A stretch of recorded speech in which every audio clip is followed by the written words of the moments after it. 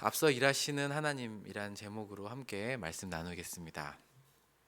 오래전에 제가 그 연세가 있으셨던 원로 목사님께 그 신년 그 특별 예배였던 걸로 기억하고 있어요. 그분께서 첫날에 이제 강사로 오셔서 말씀을 전해 주시는데 그러시는 거예요. 여러분, 왜 1월 1일이 새날인데 왜 새날인 줄 아십니까? 이렇게 물어보시는 거예요. 그런 질문 해보셨습니까? 당연히 새날인데 뭐 그 새날이냐고 물어보시냐. 근데 이제 그 나이 연세 많으신 원로 목사님께서 왜 새날이 새날인 줄 아십니까? 이렇게 물어보시는 거예요. 그리고 나서 답변을 뭐라고 하셨냐면 새날이 새날인 까닭은 용서하시는 주님 때문입니다. 이렇게 대답하시는 거예요. 그래서 새벽 새날 첫날부터 뭔 소린지 제가 이해가 안 가가지고 새날이 왜 새날인지 아십니까? 새날이 새날인 까닭은 용서하는 주님 때문입니다. 이렇게 말씀하신 거예요. 이해가 되신 분 계십니까? 저는 그로부터 한 2, 3년 지난 뒤에 깨달은 것 같아요. 왜 새날이 새날입니까? 했을 때 용서하시는 주님 때문이라고 하셨는데 조금 지나고 나서 이제 저에 대해서, 저라는 사람에 대해서, 나라는 죄인이라는 사람에 대해서 조금씩 알게 되니까 나에게 주신 이 새날이 그분의 용서하심과 긍휼 때문에 주어진 거구나. 그냥 해가 바뀌었다고 주어진 새날이 아니라 하나님의 자비와 사랑 때문에 주신 새날이구나를 알게 됐어요. 마찬가지로 여러분 2023년 새날이 밝았습니다. 벌써 이제 4일이 지났고 저희가 너무나 또 이렇게 쉽게 하루하루가 지나가는 것 같은데 우리에게 주어진 오늘 하루들 또 새날은 당연하게 주어진 것이 아니라 우리를 용납하고 용서하시는 주님, 그 주님 때문에 우리에게 이 새날이 주어졌고 동시에 우리는 그 주님께 또한 사랑을 고백할 수 있는 날을 주심에 대해서 감사하게 되는 것 같습니다. 맞습니까? 한 해가 시작되었고 사실 날짜는 달라졌지만 작년에 비해서 뭔가 크게 달라지는 건 없는 것 같습니다. 한 조사 결과가 최근에 나왔는데 2023년이 지난해보다 나아질 것이라고 전망한 사람들이 한국인 10명 중에 1명 정도라고 합니다. 그러니까 이제 많은 사람들이 열의 아홉은 진짜 작년보다 더 안 좋아지거나 비슷하지 않을까 이렇게 생각하면서 새해를 시작했다는 것 같습니다. 이런 결과가 국가적으로도 이렇게 조사가 나왔는데 35개의 국가를 조사해 봤는데 그 중에 우리나라가 33위 정도. 그만큼 이제 우리나라도 어떻게 보면은 이제 지금 세계적으로 다 어려움을 겪고 있다고 하지만 우리나라는 정말 그렇게 전망 없이 한 해를 시작한 게 아닐까 생각이 듭니다. 잘 아시는 것처럼 장기적인 경기가 침체, 고물가와 고환율, 고금리로 인한 여러 가지 이슈들, 부동산 문제들, 또 코로나 이후에 조금 회복될 것 같이 기대했지만 여전히 어렵게 되는 우리 자영업과 서비스 업종들, 각 가정의 부채와 또 고용의 불안정 등은 사실은 어떻게 보면 이제 개개인의 이런 자료들 또 우리 자신을 살펴봐도 참 한 해가 시작됐지만은 또 쉽지는 않겠다라는 생각을 해보게 됩니다. 근데 이것은 어제 오늘 일이 아니라 늘 사실 반복되었던 거 아닙니까? 작년에 시작했을 때도 우리는 그런 비슷한 생각 고민을 했었고 아니 작년이 아니라 어제 오늘 어쩌면 우리 개인에게도 늘 뭔가 새롭게 시작되는 것과 동시에 염려들 또 좋지 않을 것 같은 전망들 우리 삶에 늘 그것이 함께 있어 왔습니다. 어쩌면은 우리가 앞서 살아가지 않았기 때문에 생기는 두려움인 것 같기도 하고요. 예측되지 않는 삶이기 때문에 염려이기도 한 것 같습니다. 하지만 뭐 다 안다고 해서 예측이 된다고 해서 또 우리의 염려가 사라지지 않는 것도 사실입니다. 하지만 믿는 우리에게는 특별한 소망이 좋은 소식이 있으니 우리가 다 알아서 좋은 것도 아니고 또 예측이 안 돼서 불안해서 답답한 것이 아니라 다 알 수 없지만 또는 조금은 예측되지만 우리에게 소망이 하나 있다면 늘 우리 앞서 일하시는 하나님이 계시다라는 사실이 소망이 되지 않나 싶습니다. 오늘 본문에 바울이 등장하는데요. 사실 바울이 3차 전도 여행을 마치고 예루살렘으로 돌아오는 여정을 기록하고 있습니다. 예루살렘으로서 돌아온 바울은 전도 여행은 마쳤지만 사실 그에게 기다린 것은 어떤 영예나 영광이 아니라 또 다른 핍박과 어려움이었습니다. 사도행전 21장 11절에 보면 아가보가 이제 예언을 하는 게 있는데, 이 띠를 가진 사람이 어떠한 환난과 어려움을 당할 것을 예언하는데, 그 예언이 바로 바울에게 성취되는 장면이 오늘 22장, 23장 전체에 걸쳐서 기록되어 있습니다. 그래서 오자마자 유대인들의 모함과 비방 가운데 그리고 환난과 결박을 당하게 됩니다. 이런 가운데 22장과 23장을 보면은 바울은 자신이 이제 로마 시민이다라고 이야기하면서 사실 가까스로 천부장의 도움을 얻어가지고 변론할 기회를 얻게 됩니다. 이 핍박을 당하는 이유에 대해서 내가 바울 로마 시민인데라는 이유로 이제 공회에서 뭔가 이야기할 기회를 얻게 됩니다. 그런데 바울은 이 기회를 통해서 억울함을 호소하는 것이 아니라 오히려 복음을 전하는 것과 내게 받은 사명을 한 번 더 증언합니다. 이로 인해서 유대인들이 더 화를 내고 더 큰 소리로 비방이 이루어지게 됩니다. 또한 바울은 의도적으로 그 공회에 부활이 없다고 믿는 사두개인하고 바리새인들이 같이 있다는 걸 알고 죽음과 부활에 대한 이야기를 또 전합니다. 그랬더니 더 큰 분쟁이 일어나고 소동이 일어납니다. 제가 읽진 않았지만은 10절에는 이렇게 23장 10절에는 이렇게 이야기하고 있는데요. 한번 23장 10절 한 목소리로 한번 읽어보도록 하겠습니다. 함께 읽겠습니다. 시작. 큰 분쟁이 생기니 천부장은 바울이 그들에게 찢겨질까 하여 군인을 명하여 내려 무리 가운데서 빼앗아 가지고 영내로 들어가라. 네. 그러니까 얼마나 큰 소동이었는지 지금 천부장이 바울이 어떻게 될 정도로요? 찢겨지게 될 것 정도로. 그래서 그를 빼앗아 가지고 영내로 들여보냈다라고 기록하고 있습니다. 그만큼 지금 바울과 유대인들의 갈등이 급박한 상황 가운데 돌아가고 있다는 것을 보여주고 있습니다. 이렇게 전도여행을 마치고 돌아왔지만 반기는 것은 여전히 자신을 죽이고자 하는 유대인들의 간계들이고, 사실 이것이 그냥 소동만이 아니라 실제로 서로 모여서 뜻을 정하는 장면이 우리가 함께 읽은 본문의 시작입니다. 12절인데요. 그들이 날이 새매에 당을 져서 맹세하는데 바울을 죽이기 전에는 먹지도 아니하고 마시지도 않겠다라고 합니다. 그러니까 죽으면 죽으리라, 내가 정말 이때 안 죽이면 안 되겠다라는 마음으로 지금 바울을 죽이고자 뜻을 모아서 맹세하는 겁니다. 근데 이런 사람이 한두 사람이 아니라 무려 몇 명이요? 40명이 모여가지고 뜻을 같이 하는 겁니다. 여러분 한번 생각해 보십시오. 우리 공동체든 가정이든 직장이든 어디든 간에 나를 조금만 불편해하거나 나를 싫어하는 사람, 선배나 후배나 한 명만 있어도 정말 피곤하지 않습니까? 가고 싶지도 않지 않습니까? 보기도 싫은데, 삶이 너무나 피곤한데 그런 사람이 무려 40명이라고 합니다. 싫어할 뿐만이 아니라 그냥 적대적인 것이 아니라 정말 바울을 죽이지 않고는 밥도 먹지 않겠다고 그렇게 결심한 사람들. 마치 예전에 바울이 회심하기 전에 예수 믿는 자를 잡아서 죽이겠다라고 하면서 막 쫓아다니지 않았습니까? 그럼 바울 같은 사람이 40명이 모여 있는 거예요. 생각만 해도 막 피곤하지 않습니까? 그들은 정말 이렇게 마음먹은 것이 아니라 실제로 바울을 죽이고자 이를 도모하기 시작합니다. 그 계획이 15절에 자세하게 나와 있는데 어떤 계획을 세웠냐 하니까 천부장에게 더 물어볼 것이 있다 하고 해가지고 바울을 불러내서 매복해 있다가 죽이자고, 이런 구체적인 실현 가능한 계획을 세우고 진짜 이제 하려고 하는 사람들입니다. 그러니까 정말 제정신이 아닌 거죠.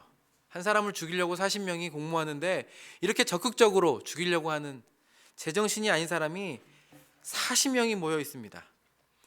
그들의 모인 사람들의 수나 다짐들, 구체적인 계획을 보면 누가 봐도 그렇게 실행될 것 같습니다. 바울이 위기에 처한 것 같습니다. 완벽해 보이고 정말 특별한 일 아니고서는 이미 바울은 절망적인 상황이라고밖에 할 수 없는 상황입니다. 그리고 바울은 이 사실을 모르지 않습니까? 그런데 오늘 성경은 바로 이 15절 뒤 이어서 이들의 엄청나고 완벽한 계획인 것처럼 보이는 이 바로 다음 구절에 이 일의 대비나 두려움조차 느낄 수 없는 바울 앞서서 일하시는 하나님의 일하심에 대해서 소개합니다. 16절에 뭐라고 이야기하냐 보니까 우리 16절도 한 목소리 한번 읽어볼까요? 이렇게 소개하고 있습니다. 함께 읽겠습니다. 시작. 바울의 생질이 그들이 매복하여 있다함을 듣고 와서 영내에 들어가 바울에게 알린지라. 그러니까 이 정말 완벽해 보이는 이 계획을 들은 사람이 있다라는 거예요. 근데 그 들은 사람이 누구예요? 바울의 생질, 조카였다는 겁니다. 그러니까 하도 많은 사람들 중에 이 계획을 들은 사람이 바울의 조카였고, 어떻게 그 자리에 있었는지 다 알 수 없지만 분명한 것은 하나님께서 그 사람을 거기에 두시고 준비시켰고 듣게 하신 것이죠. 그러니까 이 계략을 다 들은 조카는 바로 가서 바울에게 알려줍니다. 그러자 바울은 다시 조카를 백부장에게 부탁해서 천부장을 만나라고 얘기합니다.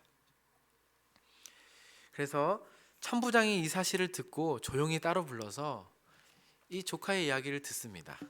그리고 이 천부장 루시아는 할 수 있는 모든 방법을 동원해서 바울을 보호하는데 크게 두 가지를 지시합니다.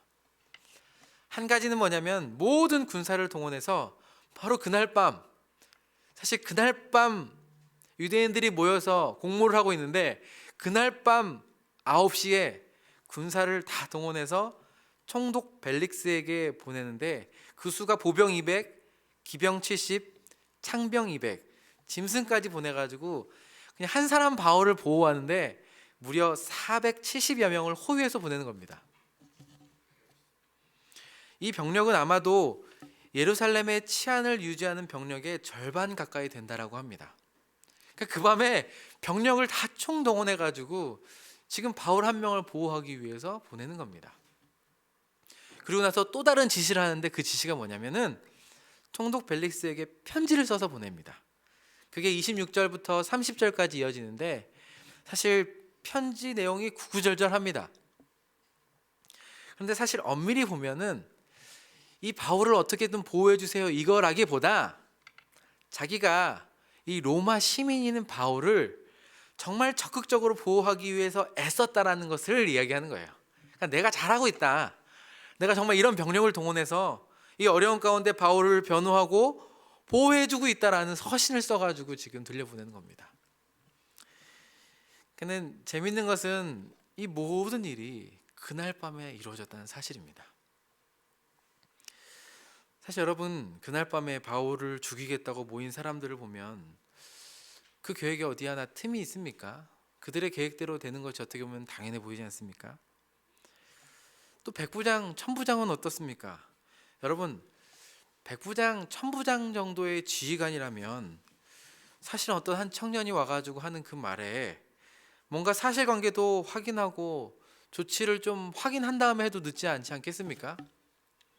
근데 오히려 천부장은 그를 따로 불러내어서 그 말을 진지하게 듣고 또 어마무시한 호위 병력들을 통해서 바울을 보호하고 총독 벨릭스에게 무사히 가도록 돕고 있는 겁니다.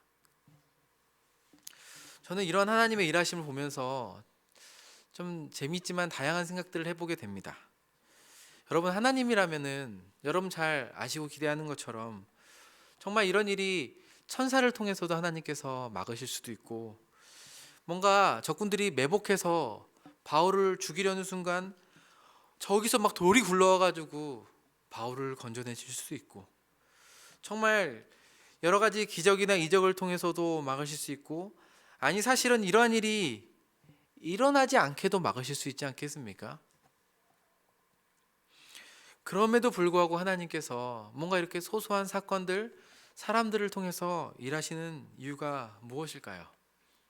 저는 확신하건대 이런 사람들의 일하심과 그날 밤에 이 특별한 일들을 통하여서 하나님께서 하나님 백성 한 사람 한 사람들을 돌보신다는 것을 우리 가운데 가르쳐 주시기 위함이 아닐까 싶습니다. 완벽해 보이는 악인들의 계획들조차 그것을 한 사람, 그것도 바울의 조카가 듣게 하심으로 그 완벽해 보이는 전략이 무너지고 천부장이나 백부장처럼 그들이 하나님을 경외하거나 두려워한 사람이 아님에도 불구하고 그들을 세우셔서 그 사람들을 통해서 앞서 일하시고 한 사람 바울을 구원하시는 하나님이라는 사실입니다. 그러니까 정말 한 사람을 하나님께서 돌보시는 한 사람을 구원하시는데 하나님께서 정말 모든 방법을 동원하여서 전심전력하시는 것처럼 여겨집니다. 사랑하는 성도 여러분, 우리가 작년에도 그랬고 지금도 뭔가 새롭게 시작해 보이는 2023년, 하루하루를 또 우리가 살아내야 될 일상도 비슷하지 않습니까? 늘 우리 가운데는 고민과 염려가 끝이 없고 또 좋든 나쁘든 간에 우리를 어렵게 하는 사람들이 존재합니다. 악한 마음으로 우리를 대적하는 사람들도 있고 때로는 가까운 사람들이 우리를 어렵게 하는 사람들도 있습니다. 우리의 믿음을 시험하고 유혹하고 위협하고 넘어뜨리기 위해서 정말 작정한 사람들, 밥도 안 먹고 우리를 공격하는 사람들도 있지 않습니까? 뭔가 꼭 믿음의 문제가 아니더라도 여러분, 그냥 이 땅 가운데서 살아가는 어떤 세상 가운데 치열한 경쟁 가운데 어떻게 보면 우리의 선한 의도는 어리숙해 보이고 미련해 보일 때도 너무나도 많고 우리의 정보력은 너무나 부족하고 우리를 대적하는 사람들은 참 지혜롭고 그들은 그들 나름대로 연합도 잘하는 것 같습니다. 그러다 우리 마음 가운데도 나도 저들 무리와 같이 되고 싶기도 하고 또는 눈에는 눈 이에는 이처럼 그들과 같은 방식으로 더 알아보고 더 준비하고 더 무장해야 될 것 같은 불안감이 우리 안에는 없습니까? 하지만 오늘 본문은 여러분 그런 준비가 나쁘다는 것이 아니라 정말 하나님이 돌보시는 하나님의 백성들은 그런 방식으로 사는 게 아니라고 가르쳐 줍니다. 우리의 전략과 계획과 어떠한 준비로서 살아가는 게 아니라 하나님의 자녀는 우리를 가장 잘 아시고 돌보신 하나님께서 가장 뛰어난 지혜로 우리보다 앞서서 일하고 계신다라는 믿음으로 사는 거라는 것을 다시 한번 가르쳐 줍니다. 저에게 작년 한 해는 정말 특별한 한 해였습니다. 전혀 예상하지 못하게 재작년에 담낭에 이상이 생겨서 사역을 내려놓게 되고 작년 한 해 담낭 치료를 받아야 되는데 그냥 한국에서 담낭 치료를 받는 것이 싫기도 하고 또 그냥 이렇게 떼어내면 된다고 하는데 그래도 뭔가 장기를 떼어낸다는 게 뭔가 이게 사람 마음이 불필요하지만 뭔가 허전한 것 같고 없으면 또 그냥 아쉬울 것 같은 마음에 그냥 약을 먹으면서 이렇게 보내게 됐습니다. 그런데 또 특별한 기회로 한국에서가 아니라 이제 해외에서 선교 훈련을 받으면서 6개월, 8개월을 이제 해외에서 머물게 됐습니다. 그래서 이제 의사 선생님은 수술을 하고 가라.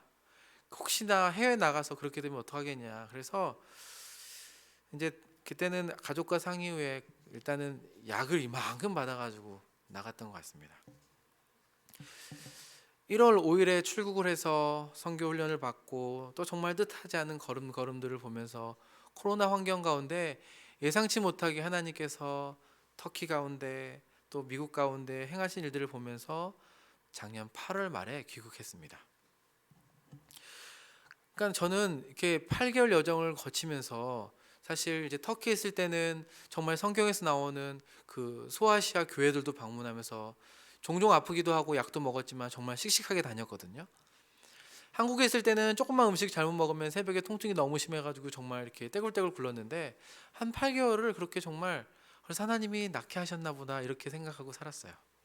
그런데 한국에 오자마자 8월 말에 왔는데 너무 아픈 거예요. 한국에 오자마자. 그리고 추석 때 바로 응급실로 달려가서 수술했어요. 그러니까는 정말 제가 여지껏 하나님이 고쳐주셨다 이렇게 믿고 있는 게 무색할 정도로 정말 한국에 도착하자마자 다시 이게 재발해가지고 심해지고 그게 이제 췌장까지 이상이 생겨가지고 정말 그때 수술을 안 했으면은 어떡할 뻔했느냐고. 그리고 그때 제가 해외에 있었으면은 또 어떡할 뻔했느냐고.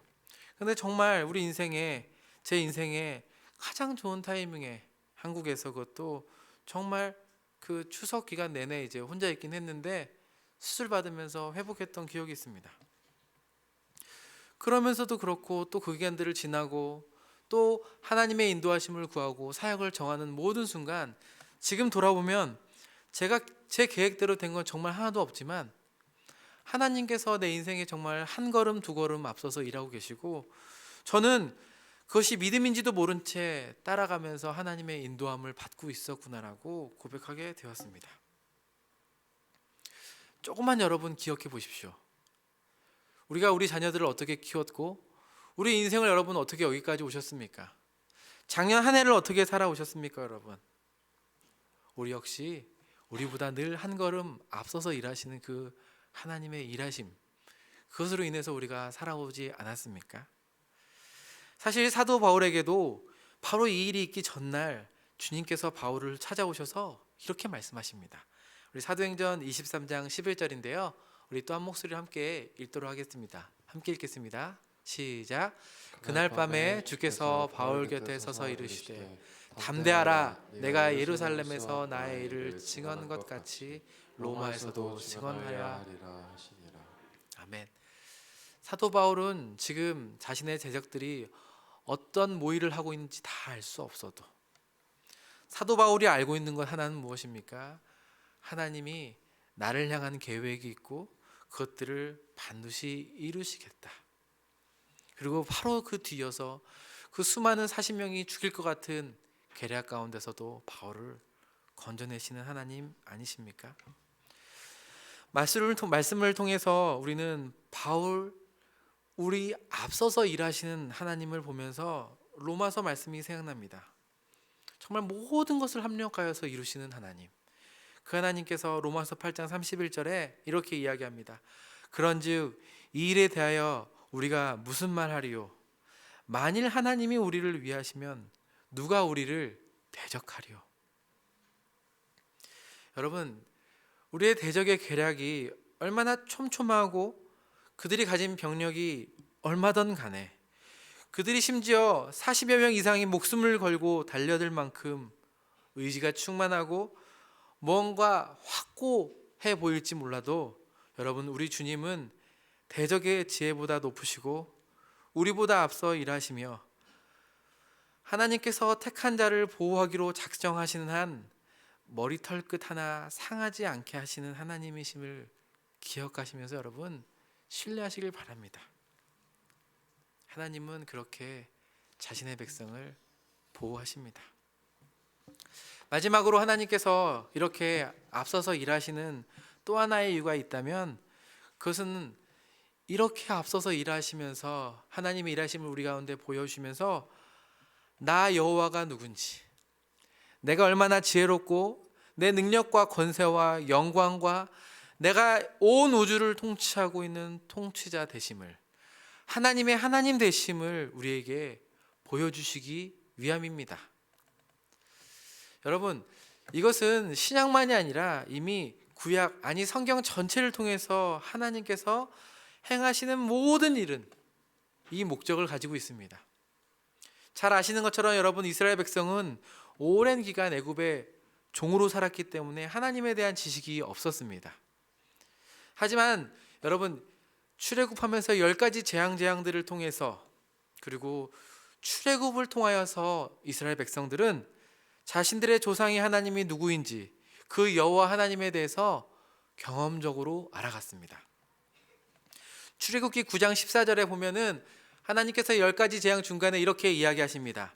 내가 이번에는 모든 재앙을 너와 네 신하와 내 신하와 내 백성에게 내려 온 천하에 나와 같은 자가 없음을 내가 알게 하리라.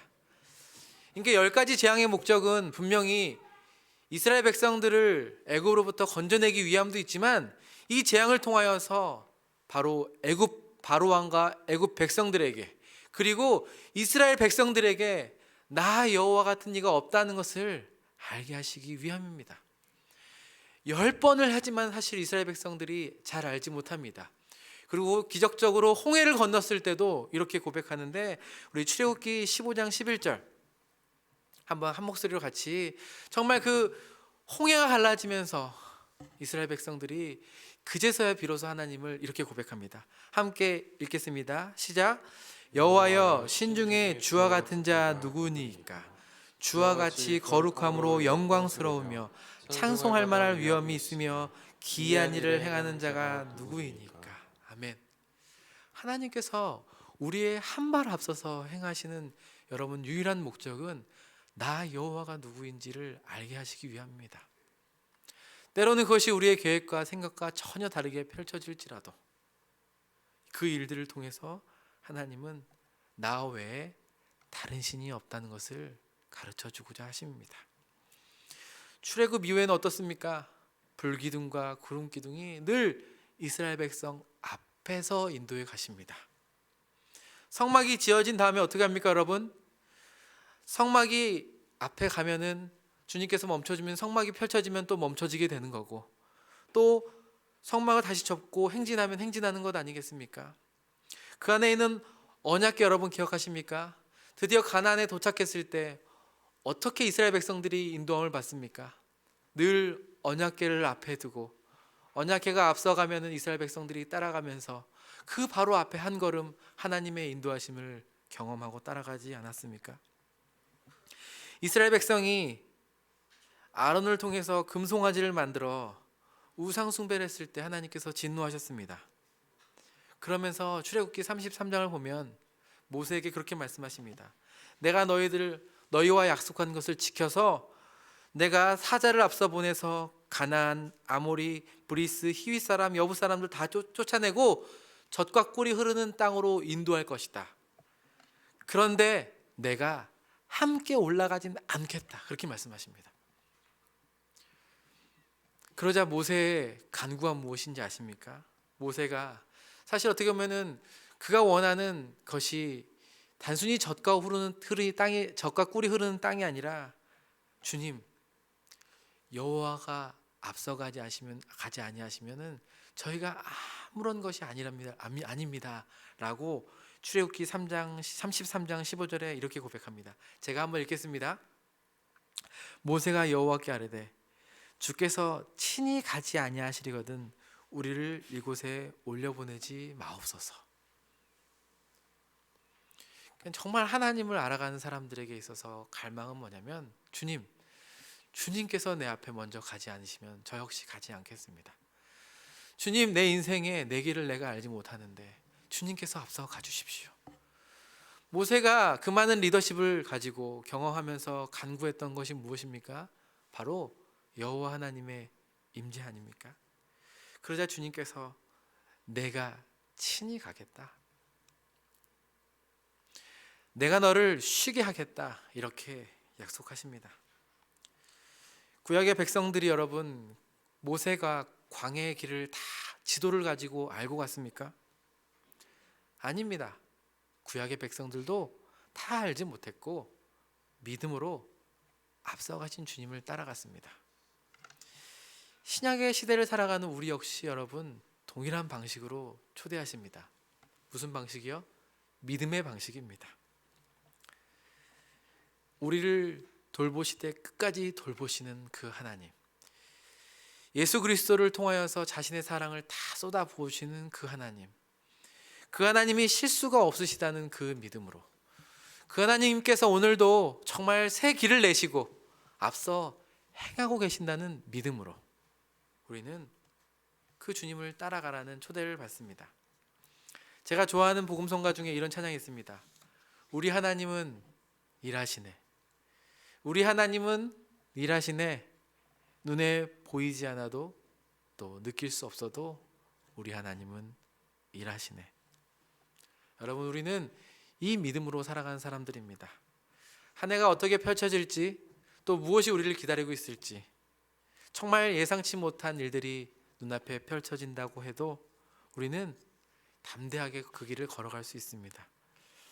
그분의 능력과 지혜를 경험하면 할수록, 우리 앞서 일하시는 그 하나님을 우리가 경험하면 할수록 시편 기자가 고백한 것처럼 우리는 이 고백을 하게 됩니다. 시편 20편 7절인데요. 우리 마지막으로 한 목소리로 고백하도록 하겠습니다. 함께 읽겠습니다. 시작.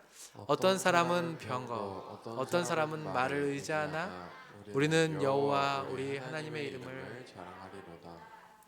이 경험이 많을수록 우리는 결국 그분을 자랑하고 찬양하는 자로 살도록 초대하십니다.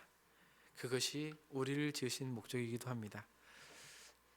새해 우리 앞서 일하시고 길을 만드시는 그 주님을 의지합시다. 그리고 그 하나님께서 일하시는 현장마다 여러분 우리가 그 주님을 높이고 찬양하며 예배합시다. 아멘.